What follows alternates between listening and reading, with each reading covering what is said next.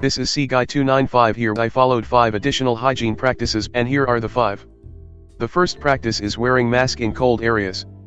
I know I previously mentioned to wear a mask when sick, but actually the virus, as far as I know, is active in cool temperatures. Therefore, I wouldn't want to inhale it in if I'm in an air-conditioned room. Hence, the importance of a mask. The second practice is spitting out phlegm and sputum. But I need to remind all of you to not spit onto the public floors. No one will appreciate you exposing your germs to themselves. The phlegm and sputum is the body's natural defense mechanism to get rid of the virus and germs, so do as it is. The third practice is showering immediately upon reaching home. This is to ensure that any virus that may be on your clothes or your skin will not stay around any longer to invade the body. The fourth one is cleaning my nose and ears.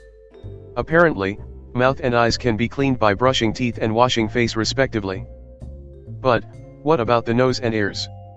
Personally, for the ears, as much as it is advised not to do so, I use cotton buds to dig deep in. But, the cotton should be slightly damp to clean effectively.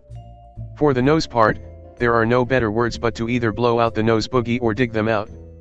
Also, make sure the visible nostrils are completely clear of any foreign particles. The reason for doing this is because the nose acts like a natural mask with its nose hairs acting as filters, and cleaning it is like renewing a mask. Last but not the least, wiping my phone clean. Many people may not know or forget this, but the phone can be dirtier than a toilet seat.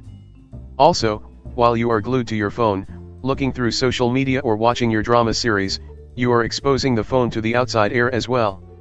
By forgetting the phone, all the previous 4 practices will all be for naught. And that is all the 5 additional hygiene habits I personally and highly encourage everyone to practice. That's all for now, and I shall see you next time.